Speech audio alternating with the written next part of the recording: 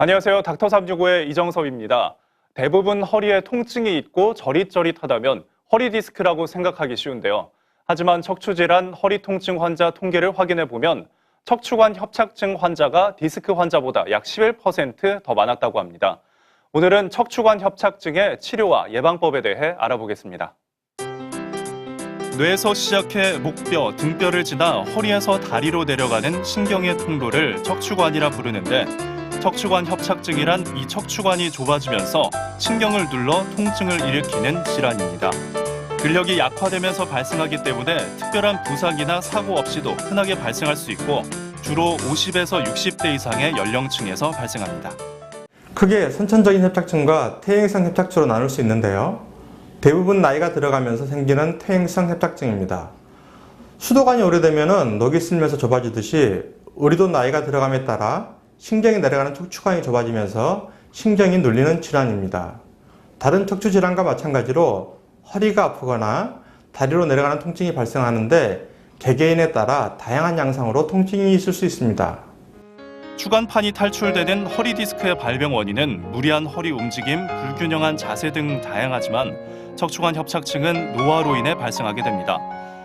가만히 앉아있을 때는 별다른 통증이 없다가 걷게 되면 허리나 엉덩이, 하지로 통증이 나타나 오랜 시간 걷지 못하고 허리를 구부릴 때보다 펼 때 심한 통증이 나타나는데 척추관 협착증 초기라면 안정을 취하고 약물치료, 물리치료 등 보존적 치료를 통해 증상을 호전시킬 수 있습니다. 하지만 증상이 나아지지 않는다면 보다 적극적인 치료를 고려해 볼 수 있습니다. 최근 많이 유행하고 있는 치료로 풍선 확장술이라는 방법이 있습니다.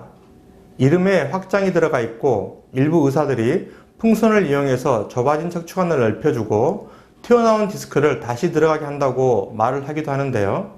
실제로는 이런 효과는 없습니다.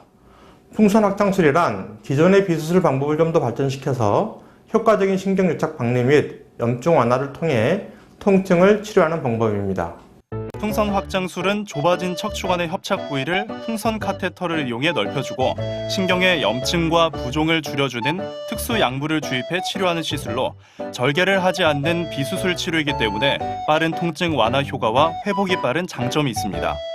척추관 협착증은 조기에 발견하면 생활습관 개선이나 운동, 물리치료, 약물치료와 같은 비수술적인 치료만으로도 증상 호전이 가능합니다.